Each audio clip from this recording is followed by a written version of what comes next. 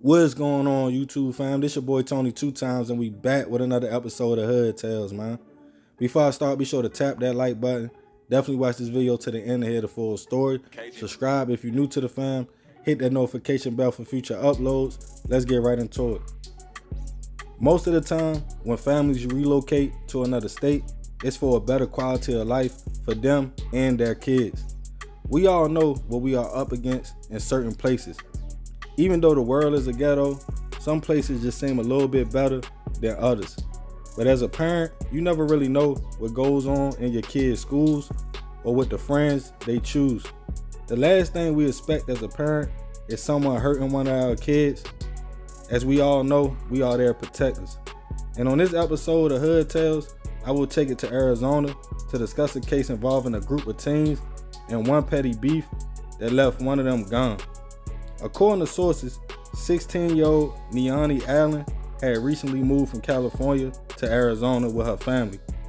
The young lady was attending a local high school and thriving, making new friends and adapting to her new surroundings. But in February 2015, everything would change. According to sources, that night 4 friends, including Niani, hopped into a sedan to go pick up one of their brothers from a basketball game at Sierra Linda High School at 67th Avenue and Lower Buckeye Road in Phoenix, Arizona. The driver parked in front of the school's gym and waited, while the rest of the group went inside. The group could not find the young man in the school and were on their way returning back to the car. This is where things get crazy. Allegedly, another group was also outside at the time, including a young man named Jason Lindsay. The groups, for whatever reasons, had a few words back and forth, but the group Niani was with made it back to the car and drove off. Little did they know, the other group they were arguing with also jumped into an SUV and left right behind them. Jason and 4 others were in the SUV when allegedly they followed the sedan to an intersection and pulled next to them. While both vehicles were stopped, in later testimonies, Jason and his peoples felt like the car Niani was in. They say someone threw gang signs up at them and screamed something out.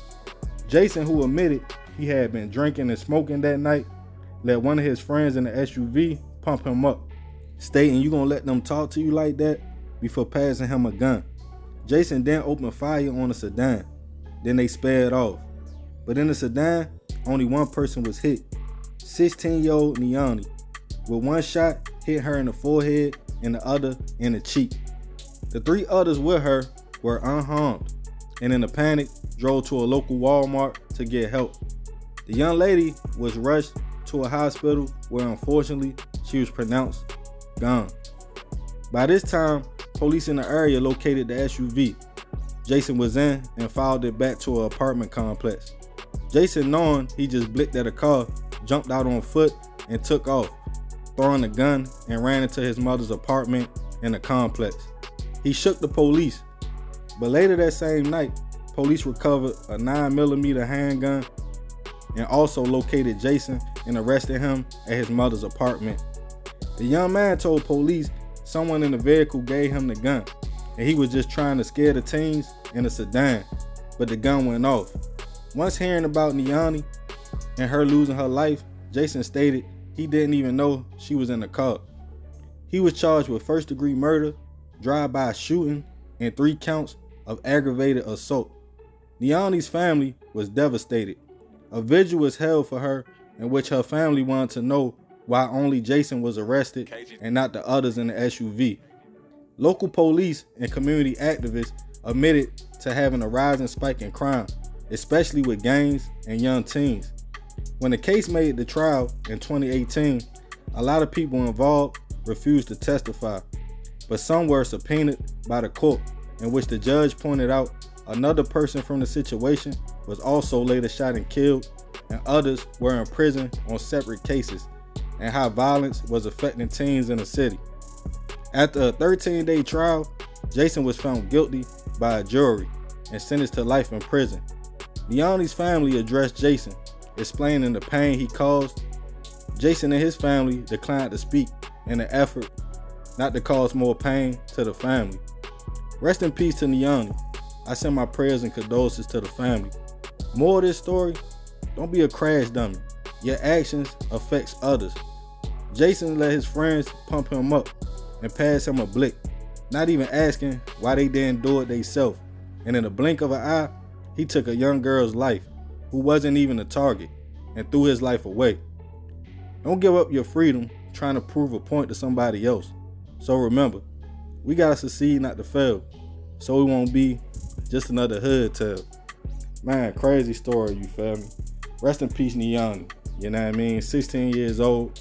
Her family said she had just relocated from Cali to get away from that kind of stuff. You know, she was in the valley in Arizona trying to do her thing, going to school.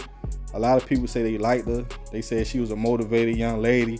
She was the life of the party, you know what I mean? They said she had a bright future ahead of her. As far as Jason, they was in tour with somebody in her group.